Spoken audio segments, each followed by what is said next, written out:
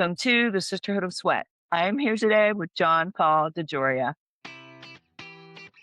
Hi, I'm Linda Mitchell, 54-year-old elite obstacle racer, award-winning fitness competitor, gym owner, and author. Welcome to the Sisterhood of S.W.E.A.T. podcast, where we will approach the difficult topics of life, interview inspiring guests, and bring empowerment to all. This community is a place where we can be who we are instead of who others want us to be. Let's get started.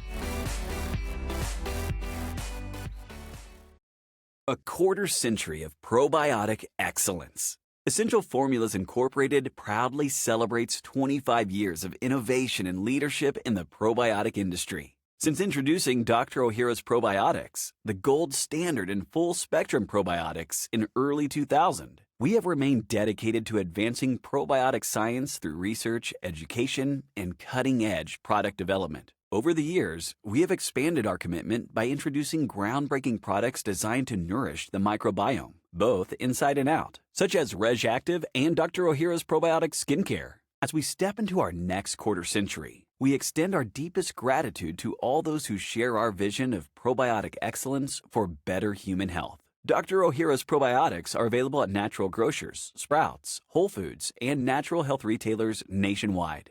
Discover the Dr. Ohhira's difference today. Welcome back to the Sisterhood of S.W.E.A.T, the place where we believe your greatest setbacks can become your greatest comebacks. Today, I'm honored to welcome an entrepreneur whose story is one of the most inspiring examples of resilience and purpose you'll ever hear. John Paul DeJoria. He went from being homeless, living in his car with his young son, to co-founding John Paul Mitchell Systems with just a $700 loan, and later building Patrón tequila into one of the world's most recognized luxury brands. But what impresses me even more than the billions he's created is the billions of lives he's impacted through generosity. His personal philosophy, success unshared is failure. That has become the foundation of his life and philanthropy. His new book shares not only how he built extraordinary businesses, but how anyone can overcome adversity,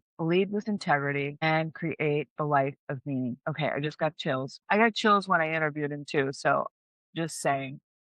Was pretty profound. I am so excited to welcome John Paul DeJoria to the show. Linda, it's my pleasure to be on your show and be able to share some good things with your audience to let them know that America still works. Oh my gosh. We have a mutual friend, Tim Story. Tim, I love Tim. He's a superstar. Yeah, he is. He's amazing. And so I already knew, because you're friends with him, that you're quality, because he is such a quality person. Yeah, we're doing a big presentation together the first 2 days of August in Austin, Texas, Tim and I. And Mara's there also, and one other gentleman's there. We're doing a whole presentation for 2 days together to help change the world for the better. I just came from Texas. I am so excited. Maybe I'll have to come. I want to just dive into this interview. I don't want to miss a minute with you. Tony Robbins wrote that few entrepreneurs have built empires with as much heart and success as John Paul DeJoria.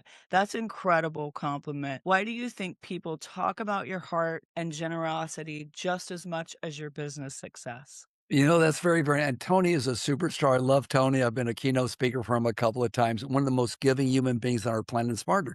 I think the reason is because in life, I'm not a Democrat. I'm not a Republican. I'm what you call a real independent, right? But I believe that America still works. I know it still works because it worked like for me when I was homeless and living in my car. And I know it. So the message just has to get out. I see things just too polarized. Either this party tells you that or that party tells you that. And I could give you an example. About a decade ago, I was asked to go on one of the major worldwide TV shows, okay, representing the 1%. And I said, okay, I'll go on your show. I flew to New York, went on their show. We got on the show and I said, well, by the way, you're asking me about Occupy Wall Street, the 1%. I'm not the 1%. Yes, I am a 1%er, but I'm also a 99%er. I started homeless. I represent 100%. I represent the homeless. I represent those that I represent them all. Boy, did that change the narrative of the show. But they still kept me on for 15 minutes talking about how America does work if only people got the message out and gave an example of how it does work. We have a beautiful country with a lot of loving people out there, and a lot of what you see on TV, with all due respect, is bullshit, okay? It's not the truth. So I had to get the truth, the message out. And I love people like Tim Story, Tony Robbins. We get the message out, but people see the end results that there are good people, people that don't even have internet. Like I don't have email or any of that, right? I just talk to people or I'm more friendly with people. But it makes me feel wonderful because it means that what I am doing is what my goal is in life. And it's changed over the years. But in the last 5 years, it has been, I'm going to change the world for the better because of all the wonderful things that have been allotted to me to work for to be able to achieve in this great country. And I'm going to do it for millions. I'm already on my way there right now. So it makes me feel good that, people, shall we say, will talk about me a bit for maybe some of the great ways I've changed tens of thousands of lives here in our country and the world, by the way. Many of them homeless people, gave them a shot, to get back on it again, or battered women, little children that are abused, just so many things to help change this world in so many areas. And it makes me feel wonderful. It's nice to know that it bleeds over because if people are talking about it, it means they got one of the messages that I delivered and agreed with it. More people know that things work, the more people that hear really, really good things. I'll give you a great example if you don't mind, okay? And we've just met each other right now, though we know people, okay? You are, I believe, even though you look like you're 35 or 40 years old, I think you're 60 years old or over, but yet look at all the championships you have won. People say, JP, when are you going to retire? I said, I'm 82 years old. I will never retire. I will live to be way over 100 years old. I love life, and I know because of businesses I'm involved in now that just take care of yourself for the next 5 years because things are coming out. You're going to live longer. Everyone that's in good health today, really good health, unless it's a disease or an accident, will probably live to be over 100 years old. The younger ones that are out there now will live to be way over 100 years old. I will live to be somewhere between 125 years old and 150 years old for sure, but maybe even longer with what's going on right now. So while we're here, why not be happy with one another and change things and pay a little bit of rent for being on the planet Earth? You could do it with no money. You could just help somebody else out. So many ways you could do it, and you could achieve no matter what your age is. I still have that same energy. In fact, I was in gymnastics in high school where I could do a flange where you have your hands out like that and your body is like 1 inch off the ground with your fingertips. I can still do it. You're not supposed to do that after 30 years old, but we can do so much now. So let's say today's 60s, 70s, 80s, and 90s were yesterday's 40s or yesterday's 50s. Today, things have changed, and we got just beautiful happiness ahead of all of us. So much. I can do a flange. And I literally, Oh, good. Oh, we can do it. There's two of us. yeah, and I am gonna be 64 in a month, and I just came from Mrs. USA. I was Mrs. Ohio, and Yep. I was up against very beautiful young girls, but I led with my heart and my mission, and it was all about my purpose, and I placed second runner up, so I felt pretty good I to bet. do that in the Wow. Mrs. USA at my age, right? I wasn't really thinking about my age, I was really thinking about my mission, and I think that when you lead with your heart, you can't go Oh, wrong, yes. You're and very much like my wife. My wife is 69 years old, Eloise, and looks like she's 40 and fit just like she's fit as can be. Like we're the new ones now. We're changing things with a big heart. Lead with your heart, not your brain. Lead with your heart, not your emotion. I love that so much.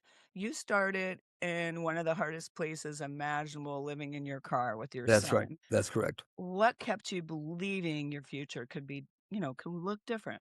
Big difference, okay? I think a lot of it had to do with when I was selling encyclopedias door to door in my early 20s. For Collier's Encyclopedia, no leads, no money, only commission only. And 5 days of training on a canned presentation to give, and then go out there and knock on doors. Average age of an encyclopedia salesman lasted 3 days. That was it. I lasted 3.5 years. But two things I learned there that I still learn today and I share with everybody.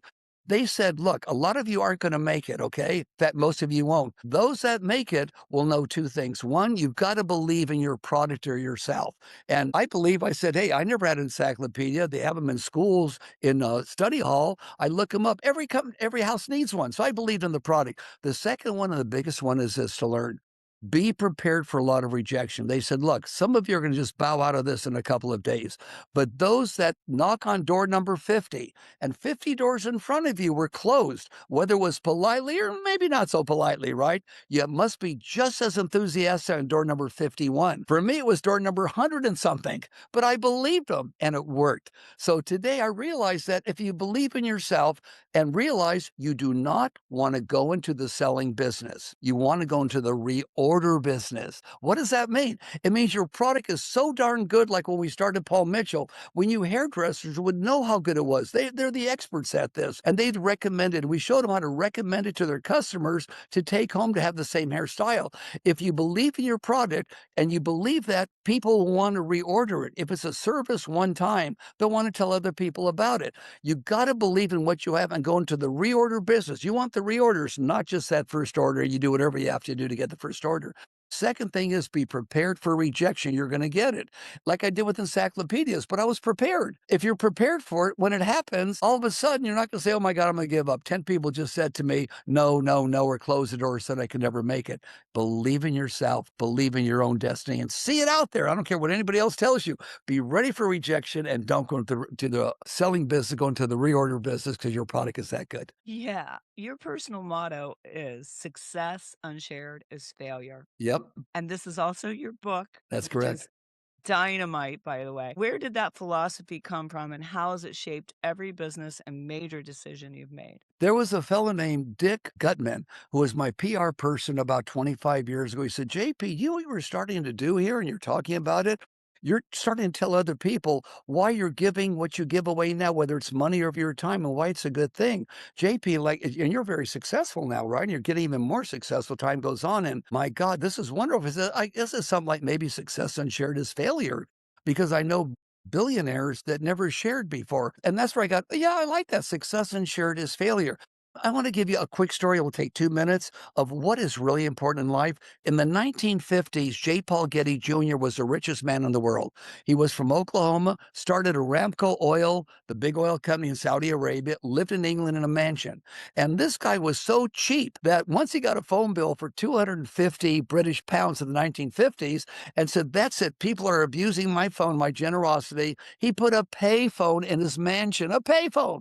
Can you imagine that? Okay, anyways, on one of the very rare interviews he ever had, the lady asked him, she said, J. Paul Getty Jr., the richest man in the world maybe we've ever known. Would you change anything in your life? He goes, first of all, ma'am, he says, I'm not only the richest, I am the most powerful man in the world because I could change governments, and I have. He says, so I'm the richest and most powerful. He says, but to answer your question, would I change something? Yeah, I would. He says, I would give up the majority of my wealth, the majority of my power to have been happy in life. I've been married 7 times, he said, didn't love any of them. And one of my grandchildren cut off his ear with the mafia and sent it in for ransom. I believe they made a movie on that 10 years ago with DiCaprio on there. He says, I've never been happy in my life. Powerful, yes. Bragging, yes, but never happy. So like any journalist that was good, she's asked him the question, J. Paul Getty Jr., why don't you start right now? He says, I can't. I'm too old and I'll be gone in a few years, but I would have traded the majority of everything I have to have been happy in my life. So what's really important? Is it that $1 or $2 million that's going to change your life, or is it happiness? And then once you're happy and maybe you get an abundance of money, share it. When I sold Patrón about 8 years ago, and I sold it for a lot of money, first check I got that I wrote was for $50 million, and I gave it to what you would call charity. I don't call it charity. I call it, let me change the world for a lot of people around me that are homeless or giving up hope. Let me change it. And for future generations, I want my great, great, great, great, maybe great, great, great grandchildren to know that there was a guy back there and he wrote a book helping others out, that you can change the world and that success unshared is failure. If you make it in anything. And what is success? Success isn't necessarily, Linda, how much money you make. Success is how happy you are and what do you do when nobody is looking. Like I was a janitor, okay, in high school, and I cleaned things so well that Stewart at Stewart's Cleaners gave me a 25-cent an hour raise. That was a big deal. Nobody made a lot of money where I went to high school, okay? I went from $1 a quarter, $1.50, because he noticed I moved everything and cleaned it. And when he checked on me, it was like as if he was watching me all the time. And he says, my God, you do it as if I'm watching you every minute. That's why I'm giving you a quarter raise. And I said, it's because it's what you hired me to do. So success is how well you do what you do, no matter what you make or how much money you make doing it. How well do you do it? Are you a successful janitor? I was very successful janitor after high school. I was also good at putting the drapes on the hangers at the cleaners and, of course, a little sleeve there for the pants. How well do you do what you do and you're happy? Too often in life, we don't know what we want to do, but we know what we don't want to do. Go out there and look for your purpose and help others along the way. Oh gosh, John Paul, I literally could have you on here forever. This has been amazing. Let's Thank do you. that sometime. Let's spend an hour. Okay. Love sharing the story. Okay, let's do it. I'll make sure to connect with you. Thank you so much for coming on. But My pleasure. artist saying we got to bounce. So thank you. And I wish you all the success with your book. I know it's amazing. I love it. Thank you. Get the first edition. It's out right now. Success Unshared Is Failure.